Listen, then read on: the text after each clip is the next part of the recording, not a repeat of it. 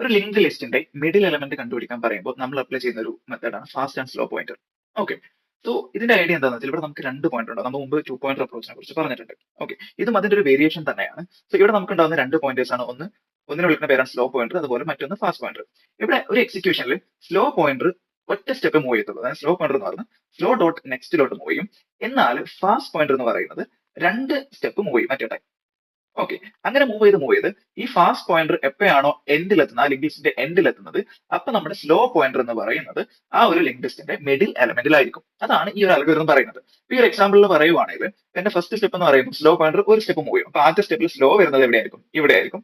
Fast രണ്ട് step move ചെയ്യും. So fast ഇവിടെ വന്നു, ദെൻ ഇവിടെ നിന്ന് ഇവിടെ. സോ ആദ്യത്തെ എക്സിക്യൂഷനിൽ ഫാസ്റ്റ് 3യിലായിരിക്കും വന്നിരിക്കുക. ഓക്കെ. ഇനി സെക്കൻഡ് എക്സിക്യൂഷനിൽ സ്ലോ ഒരു സ്റ്റെപ്പ് മൂവ് ചെയ്ത് തേർഡിലെത്തും. ഫാസ്റ്റ് രണ്ട് സ്റ്റെപ്പ് മൂവ് ചെയ്ത് ഈ ലിങ്ക്ഡ് ലിസ്റ്റിന്റെ എൻഡ് ആയിട്ടുള്ള ഫിഫ്ത്തിലെത്തും. ഓക്കെ. അപ്പൊ നമ്മുടെ കണ്ടീഷൻ എന്താ? ഫാസ്റ്റ് എപ്പോഴാണോ ലിങ്ക്ഡ് ലിസ്റ്റിന്റെ എൻഡ് എലമെന്റിൽ എത്തുന്നത്, അപ്പൊ സ്ലോ പോയിന്റർ എവിടെ ആയിരിക്കും? ആ ലിങ്ക്ഡ് ലിസ്റ്റിന്റെ മിഡിൽ ആയിരിക്കും. ഇവിടെ മിഡിൽ എലമെന്റ് ഏതാ? 3 അല്ലേ? അപ്പൊ ഈ അൽഗോരിതം പ്രകാരം ഇത് കറക്റ്റ് അല്ലേ? ഓക്കെ. അപ്പൊ ഈ ഒരു അൽഗോരിതത്തിന്റെ ടൈം കോംപ്ലക്സിറ്റി വരുന്നത് ഓഫ് എൻ ആണ്. ഓക്കെ. ഡീറ്റെയിൽഡ് ആയിട്ടുള്ള വീഡിയോ അല്ലെങ്കിൽ complete DSA problem solving series വേണമെന്നുണ്ടെങ്കിൽ കമന്റ് ചെയ്യാം.